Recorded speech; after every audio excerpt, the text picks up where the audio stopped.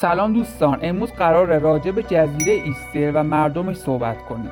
این جزیره یا همون رپانوئی یک جزیره دورافتاده توی اقیانوس آرامه که به خاطر مجسمه‌های غول‌پیکرش معروفه. این مجسمه‌ها به نام موآ شناخته میشن و وزنشون به چند تن میرسه. مردم این جزیره یک قوم با فرهنگ غنی هستن که باور داشتن هر موآی روی نیاکانشون رو نمایندگی میکنه. فکر کن برای ساختن این مجسمه‌ها کلی زحمت میکشن و سنگ‌های بزرگ رو با دست خودشون جابجا میکردن. اما چرا این همه زحمت؟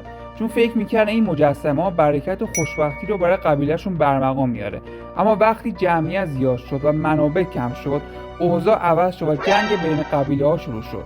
امروز جزیره ایستر یک مکان گردشگری معروفه و هنوز هم رازهای زیادی در دل خودش داره.